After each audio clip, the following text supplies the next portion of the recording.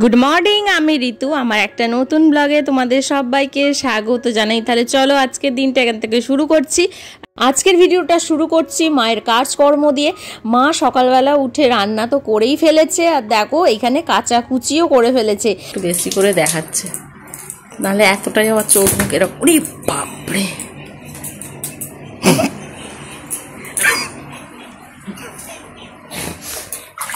চোখগুলো দেখি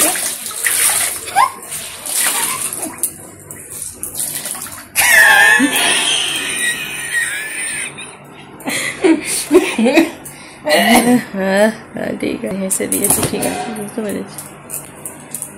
নিচে আমাদের যেহেতু একটু জায়গা আছে, সেই জন্য স্বরূপ এখানে না কাপড় জামা শুকনো করার জন্য একটু ব্যবস্থা করে দিয়েছে। ছাদে যাওয়ার আর প্রয়োজন পড়ছে না, যখন অনেকটা কাচাকুচি হয় তখনই ছাদে গিয়ে শুকনো করতে দিই, বাদ বাকি এখানেই শুকনো করতে দেয়া হয়। আর মায়ের আজকের মতো কাজ শেষ, মাকে আর কিছু করতে দেবো না, মাকে বলে দিয়েছি।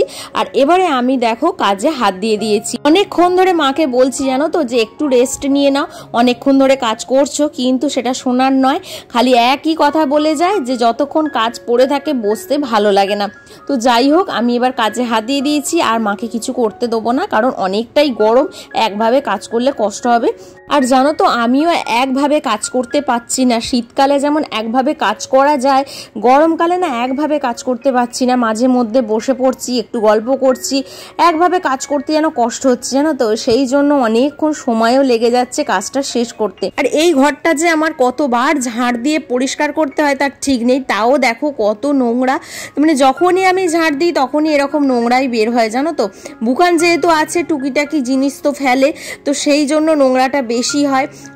তার উপরে তো সবাই আসা যাওয়া করছে, পায়ে পায়ে ধুলো তো আসতেই থাকে বলো। প্রতিদিনের পরিষ্কার করা, তারপরে এই সমস্ত কিছু জিনিস গুছিয়ে রাখা, এই করতে করতেই সারা দিনটা চলে যায়। মানা মাঝে মধ্যে এই কথাটা বলে যে একার হাতে এত কাজ কি করে করিস তুই, কতটা কষ্ট হয়। সেই জন্যই মাঝে মধ্যে আমি চলে আসি, যাতে তোর একটুখানি হেল্প হয়। এই কথাটা মাই বলে, বাদ বাকি তো মানুষ মনে করে যে গো সংসারের কি কাজ আছে, সারাদিন ভিডিও করছে, ফোন নিয়ে সারাদিন ব্যস্ত, সংসারের কিছুই কাজ নেই সেরকম। সেই জন্যই পারে, যেহেতু আমার হেল্পিং হ্যান্ড একজন আছে, তো সেই জন্য তাদের মতে কি বলতো, যে কাজ কিছুই সংসারে নেই। সে যেহেতু বাসনটা আমার মেজে পরিষ্কার করে দিয়ে যায়, সেই জন্য ভাবে সংসারের সব কাজই সে করে দিয়ে যাচ্ছে।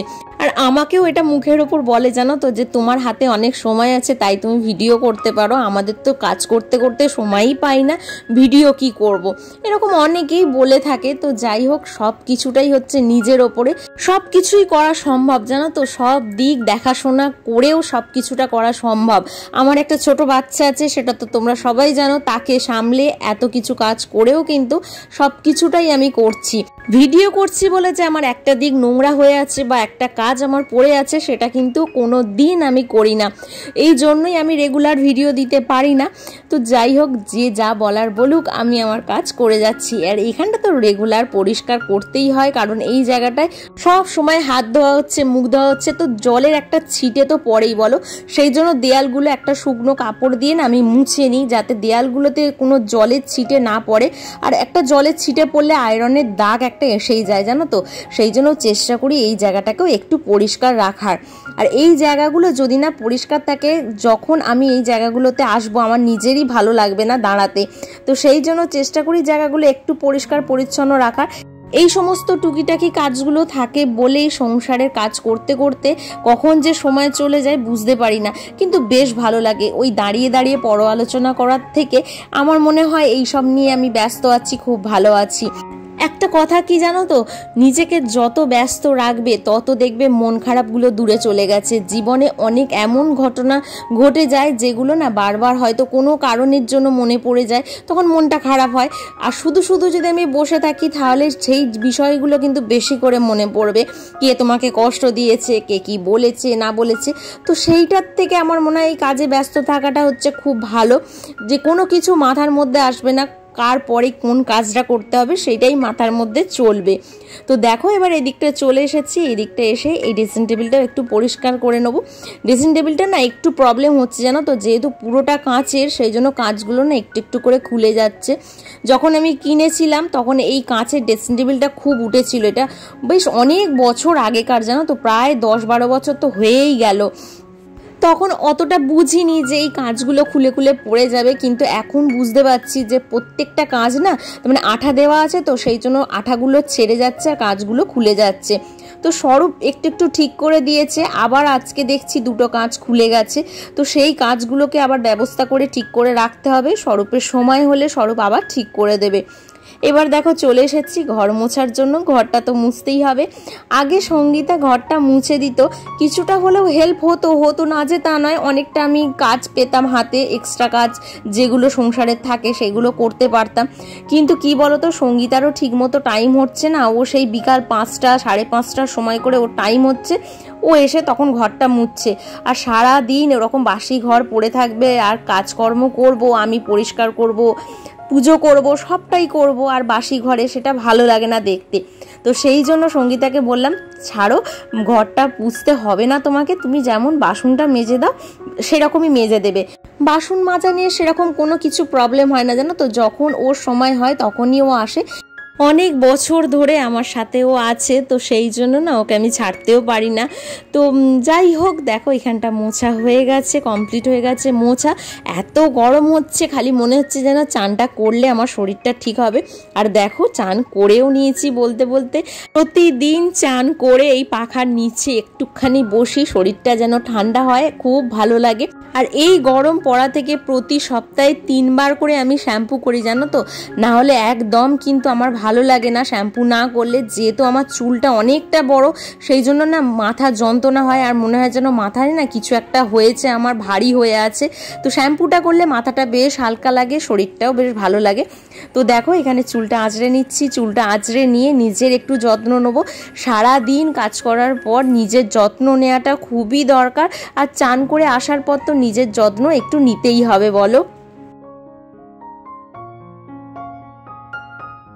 ঘরটা যখন মুছছিলাম তখনই কিন্তু মাথার মধ্যে চলছিল একটু গ্লুকন-ডির জল খেলে যেন ভালো লাগে।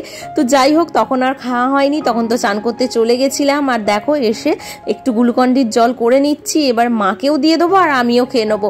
এই গরমকালে না যতটা পারছি এরকম শরবতই খাচ্ছি, আর শুকনো খাবার বলো এমনি ভাত বলো কোনো কিছু খেতে ভালো লাগছে না, খালি মনে হচ্ছে যেন এরকম লিকুইড জাতীয় খাবার খেতে।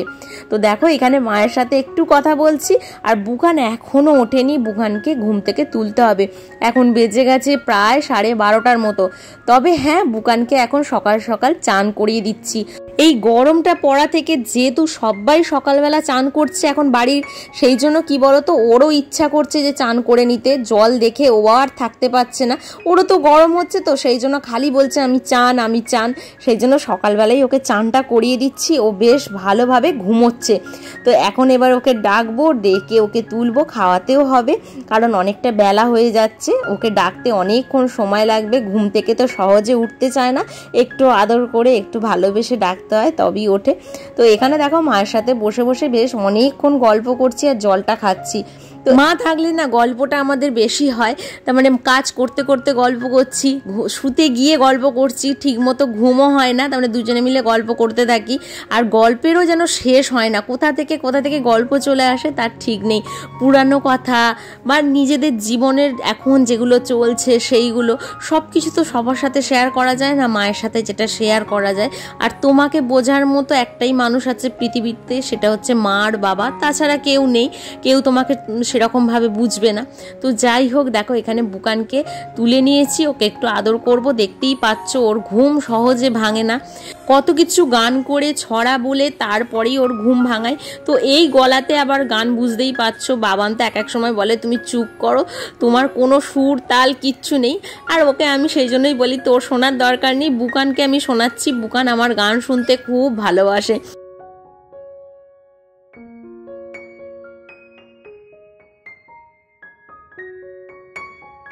তাহলে চলো আজকের ভিডিওটা এখানেই শেষ করছি, পরের আবার নতুন একটা ভিডিও তোমাদের সাথে দেখা হচ্ছে। তোমরা সবাই ভালো থেকো, সুস্থ থেকো, সাবধানে থেকো। আজকের ভিডিওটা কেমন লাগলো অবশ্যই জানিও, যদি ভালো লেগে থাকে একটা কমেন্ট করে দিও, আর একটা লাইক তো অবশ্যই করো। আর নতুন বন্ধু হয়ে থাকলে পাশে থেকে যেও, এটাই বলবো। আজকের মতো টাটা।